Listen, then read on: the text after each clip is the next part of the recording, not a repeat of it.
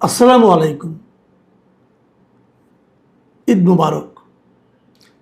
প্রিয় দর্শক, এবারের কোরবানির ঈদে মানে ঈদুল আজহার সবচেয়ে আলোচিত বিষয় সম্ভবত ডোনাল্ড ট্রাম্পের কোরবানি না হওয়া।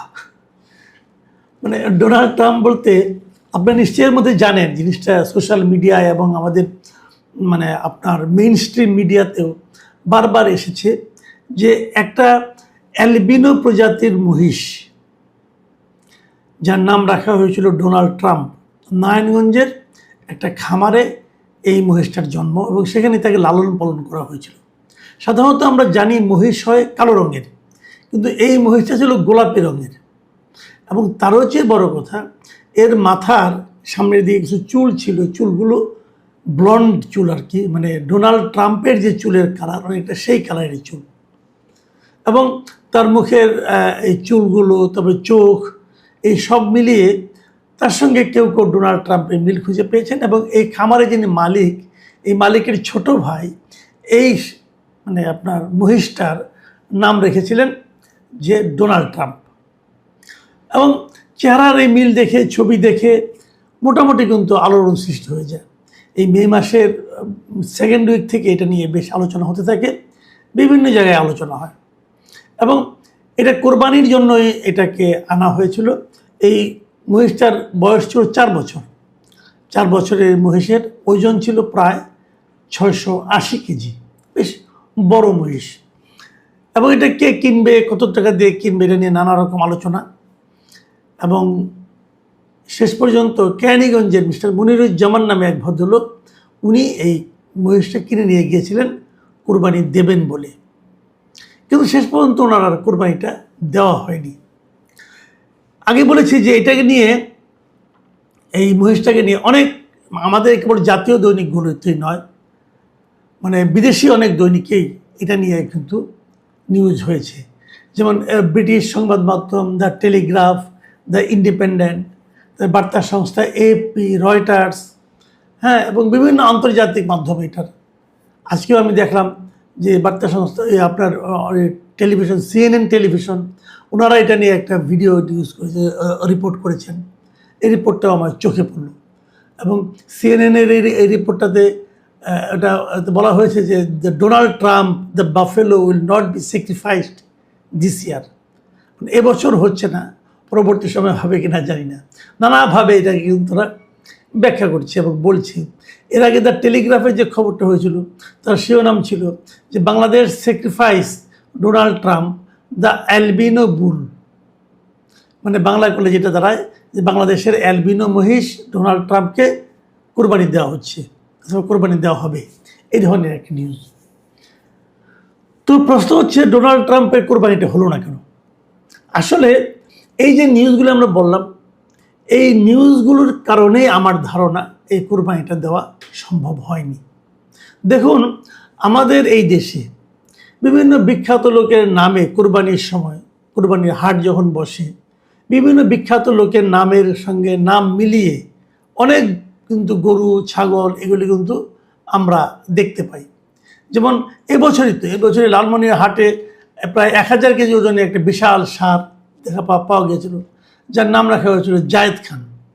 আপনি জানেন জায়েদ খান আমাদের এখানকার একজন নায়ক ছিলেন, উনি এখন যুক্তরাষ্ট্রে বসবাস করছেন। এই জায়েদ খানের নামে এই ষাঁড়টার নামকরণ করা হয়েছিল। কেন? তারা একটা ব্যাখ্যা দিয়েছিলেন। ব্যাখ্যাটা এরকম যে জায়েদ খানের মতো করে ডাক দিলে এই ষাঁড়টা নাকি, জায়েদ খান আবার শুধু একটা ডিগবাজি দেন আর কি, ডিগবাজিতে খুব সুন্দর হয়, বিষয়টা তার না। ডিগবাজিটা এতটা হাস্যকর হয় যে লোকে ওটাকে জায়েদ খানের ডিগবাজি হিসেবে উল্লেখ করে, খুবই ছেলে মানুষই টাইপের একটা ডিগবাজি উঠে দেন। তো এই ষাঁড়টাও নাকি জায়েদ খানের মতো করে ডিগবাজি দেয়। তো হতে পারে এই কারণে নানা কারণে রাখে নাম। যেমন হিরো আলমের নামে প্রতি বছর, গত কয়েক বছর ধরে আমরা দেখছি কোনো না কোনো হাটে হিরো আলমের নামে নামকরণ করে ষাঁড় বিক্রি হয়। হিরো আলমের নামে যে ষাঁড়গুলি বিক্রি হয় এগুলো একটু ছোটোখাটো আকৃতির হয়ে থাকে। এমনকি আমরা দেখেছি যে ফুটবলার, যেমন সামনে বিশ্বকাপ ফুটবল আসতেছে, এই জন্যই এই বছর ফুটবলারদের নামে কিন্তু, যেমন গাবতলী হাটে মেসির নামে একটা ষাঁড় বিক্রি হয়েছে বাদামি রঙের, সেটা প্রায় 1000 কেজি ওজন ছিল এবং সেটার দাম হাঁকা হয়েছিল 14 লাখ টাকা। এই বছরই ঘটনা। তবে ক্রিস্টিয়ানো রোনাল্ডো তার নামে হয়, সাকিব খান ডিপজলের নামেও বহু সার এরকম বিক্রি হয়েছে। এমবাপ্পে, নেইমার, লুকাকু এদের নামেও কিন্তু অনেক গরু কোরবানির ঈদে বিক্রি হয়েছে আমাদের দেশে। প্রশ্ন হচ্ছে সেগুলি বিক্রি হয়েছে, লোকে কিনে নিয়ে গেছে এবং কোরবানিও দিচ্ছে, কোনো সমস্যা হয়নি। কিন্তু এবার সমস্যা হলো কেন? এবার সমস্যা বোধহয় একটাই কারণটা হলো যে সারটির নাম রাখা হয়েছে ডোনাল্ড ট্রাম্প। এবং ট্রাম্প এবার খুবই যে ইম্পর্টেন্ট ব্যাপার, ট্রাম্পের নামে রাখাই যে কোরবানি দেওয়া যাবে না তাও কিন্তু না। কিন্তু ট্রাম্প এবার এমন কিছু ঘটনা ঘটিয়েছেন, যেমন ইরান যুদ্ধ করেছেন, মুসলমানদের ব্যাপারে তার কিছু আপনার বিদ্বেষ ছড়ানো কথাবার্তা আমরা শুনেছি, ইহুদিদেরকে সমর্থন করেছেন, গাজায় যে নির্মম হত্যাকাণ্ড চালিয়েছে ইসরায়েলিরা তাকে উনি সমর্থন দিয়েছেন। নানাভাবে মুসলমানদের কাছে এই মুহূর্তে ডোনাল্ড ট্রাম্প একটা অজনপ্রিয় এবং অপছন্দের নাম। তেমন নামের একটা সারকে যদি কোরবানি দেওয়া হয়, কোরবানি মানে কি জবে করা হয়, আমরা যদি ওভাবে ধরি, ওরা তো ওভাবে দেখবে, এটা তো স্যাক্রিফাইস হিসেবে দেখবে না। যদি জবে করা হয় তাহলে সেটা নিয়ে ডোনাল্ড ট্রাম্প অথবা আমেরিকানদের মধ্যে এক ধরনের নেতিবাচক প্রভাব পড়তে পারে এবং এরই মধ্যে পড়েছে বলেও অনেকে কিন্তু দাবি করছেন। আমি মাঝখানে একটা সোশ্যাল মিডিয়ায় দেখলাম যে যুক্তরাষ্ট্রের একজন এরকম ইউটিউব করেন, উনি বলেছেন এই যে ডোনাল্ড ট্রাম্প নামে সার বিক্রি করাতে, এই মহিষ বিক্রি করাতেই নাকি যুক্তরাষ্ট্র আমাদের উপর ক্ষিপ্ত হয়ে গেছে এবং যাদের নাকি গ্রিন কার্ড আছে তাদের এগুলি স্থায়ী করতে গেলে এবং আপনার নাগরিকত্ব পেতে গেলে দেশে এসে বাংলাদেশে যে আবার অ্যাপ্লাই করতে হবে। তার এখন নাগরিকত্ব পাওয়াটা, গ্রিন কার্ড পাওয়াটা এখন খুব জটিল হয়ে গেছে। বাংলাদেশে যদি কোনো বাংলাদেশি আপনার ট্যুরিস্ট ভিসা নিয়ে যুক্তরাষ্ট্র যেতে চায় তাকে $10,000 আগাম জমা দিতে হয়। তো এই যে বিষয়গুলো, যে এগুলো আমাদের জন্য যে অনেক কঠিন করে দেওয়া হচ্ছে যুক্তরাষ্ট্রের সঙ্গে সম্পর্কটা, এর পেছনেও নাকি এই সারের ঘটনাটা, এই মহিষের ঘটনাটা কিন্তু আছে বলে অনেকে মনে করেন। হয়তো নেই, হয়তো এগুলি খেয়ালও করেন না তারা, কিন্তু আমরা তো মনে করছি এবং অনেকে মনে করছেন যে এই মনে করাগুলিও কি একদম আপনি কিন্তু উড়িয়ে দিতে পারবেন না। হয়তো এই কারণেই এবার সারটিকে কোরবানি দেওয়া যায়নি। মনিরুজ্জামান সাহেব কিনে নিয়ে গিয়েছিলেন বটে কেরানীগঞ্জের, কিন্তু উনি কোরবানির ঠিক আগের দিন গতকালকে তারা এখানে পুলিশ গিয়েছিল এবং পুলিশ গিয়ে বলেছে যে এই সারটা কোরবানি দেওয়া যাবে না, আমরা বরং সারটাকে নিয়ে যাব। এবং স্বরাষ্ট্রমন্ত্রীর আদেশের কথা বলা হয়েছিল এবং ওইখান থেকে মনিরুজ্জামানের এখান থেকে সারটাকে নিয়ে তারা প্রথমে থানায় গেছে, তারপরে সেটাকে নিয়ে তারা আমাদের যে চিড়িয়াখানা আছে, মিরপুর চিড়িয়াখানা, সেখানে নিয়ে রেখে এসেছে। ওরা এখন চিড়িয়াখানায় থাকবে।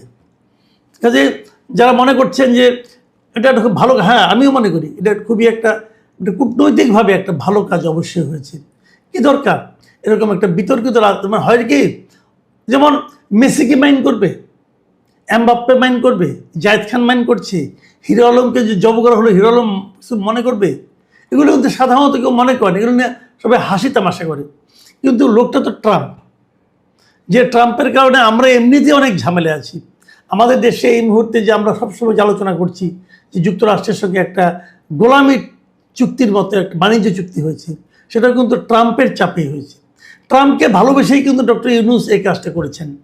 ট্রাম্পকে ভালোবেসেই কিন্তু ডক্টর খলিল এই জিনিসটা উদ্যোগ নিয়ে এই চুক্তিটা সম্পাদন করেছেন এবং ট্রাম্পের চাপের কারণেই আমরা এটাও মনে করি ডক্টর খলিলকে পররাষ্ট্রমন্ত্রী করতে হয়েছে। এবং অনেকে তো এটাও বলেন যে ট্রাম্পের কারণে জাতিসংঘ সাধারণ পরিষদের সভাপতি হিসাবে ডক্টর খলিল হয়তো এবার নির্বাচিত হতে যাচ্ছেন। এই অনেক কাহিনী কিন্তু আছে। কাজে এই সময়ে ট্রাম্পকে চটাতে চায় না। আর তাছাড়া যেহেতু এই বিষয়টা নিয়ে বিভিন্ন পত্রপত্রিকা, ইন্টারন্যাশনাল মিডিয়াগুলোতে কভার করেছে এবং কভারেজ হয়েছে, তারা বিস্তর এটা লেখালেখি করেছে, অতএব এই কোরবানিটা আমাদের জন্য ঝুঁকিপূর্ণই ছিল। এবং এই সময়ে স্বরাষ্ট্রমন্ত্রী যে উদ্যোগ নিয়ে এটাকে যে কোরবানি না দিয়ে চিড়িয়াখানা রেখে দিলেন, আমি মনে করি স্বরাষ্ট্রমন্ত্রী অতি বুদ্ধিমত্তা সম্পন্ন একটা সিদ্ধান্ত দিয়েছেন এবং এটা একটা কূটনৈতিক বিজয় বলে আমার কাছে মনে হয়েছে। এবং যিনি কোরবানির জন্য এটা নিয়ে গিয়েছিলেন তাকে নিশ্চয়ই তার ক্ষতিপূরণ হিসেবে কিছু দেওয়া হয়েছে, যে টাকা দিয়ে কিনেছেন সেই টাকা দেওয়া হয়েছে, অথবা তাকে একটা গরুও দেওয়া হতে পারে, আমি যতটুকু শুনেছি। সর্বশেষ খবরটা আমি জানি না, হয়তো আমরা আজকালকে আমাদের জানতে পারবো। কিন্তু আমি মনে করি স্বরাষ্ট্রমন্ত্রী এই সিদ্ধান্তটা খুবই ভালো একটা সিদ্ধান্ত হয়েছে। আমাদের স্বরাষ্ট্রমন্ত্রীর মেধা নিয়ে কিন্তু কোনো আপত্তি নেই, এবং আমি নিজেও বহুবার বলেছি, অনেক জটিল পরিস্থিতি উনি অত্যন্ত ঠান্ডা মাথায় হ্যান্ডেল করতে পারেন।